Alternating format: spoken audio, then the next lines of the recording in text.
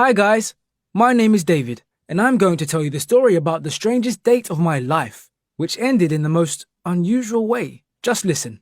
I'm 16 years old, and I haven't had a girlfriend for a while. I don't know why. I'm not ugly, not a nerd, and I'm not dumb. At least, I hope I'm not. But all my attempts to get a girlfriend ended up as a total fiasco. And that's why I was afraid to ask a girl I really liked out on a date. Her name is April, and she is one of the most prettiest and most popular girls in school. We have history class together, so we know each other, and sometimes exchange a couple words, a couple of books, or check each other's homework. You know, that type of thing. She's not a snob, and she treats me pretty nicely, but I was so afraid to make the first move. Help came from where I least expected it. My best friend. Her name's Zoe. Yes, you heard me right, my best friend is a girl. Zoe and I are friends from elementary school, and she is very easy to get along with. She's not a tomboy, but she hangs out with guys because she has more in common with them. I can share any of my problems with her, including girl-related troubles. And she helped me find a solution, because she was in a similar situation. Zoe liked one guy from our school, a Latino guy named Enrique. All the girls had a crush on him. He really did look like a movie star. I can't say anything about his handsomeness, but Zoe seemed to like him a lot. And she was also afraid to ask him out on a date. Maybe even more than I was afraid to ask April. Zoe decided that we should have a double date where we could support each other through all the awkwardness and first date jitters. As soon as we had a chance, we both found April and then Enrique while walking through the school hallways, and we both asked them out. And holy heaven, they both agreed! Well, all four of us agreed to meet at the mall. Zoe and me, two complete idiots, got to the food court before the arranged time, so that by the time April and Enrique arrived, we were both already really nervous and hungry. So we ordered the first thing that we saw on the menu. Hamburgers with fries. But we both found out that there was no need to hurry. Our darling sweethearts turned out to be a lot pickier. April studied the menu forever and finally declared that she was just going to get a green salad. She was going to a pool party soon and she was on a diet in order to look good for it. So she ended up just casting secret glances at my juicy burger.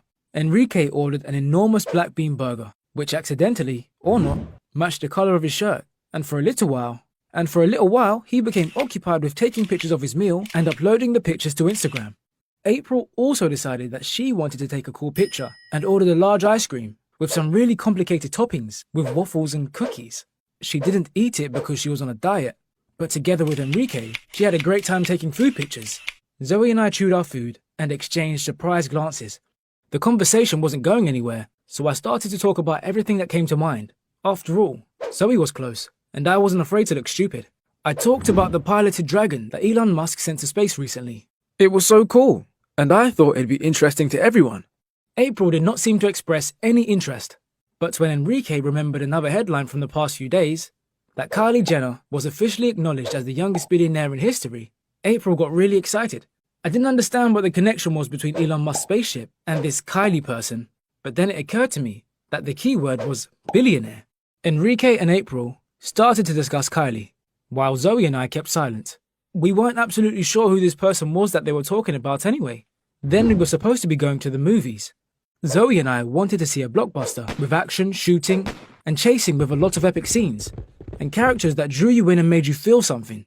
But Enrique wanted to see something intellectual, or even something European and art house, so that you could leave the movies shaken from the realization that your world was not the same anymore. As for April, she seemed to not care since she was fully consumed by her iPhone. Since none of us could agree on anything, we just went to the movie that was scheduled the soonest.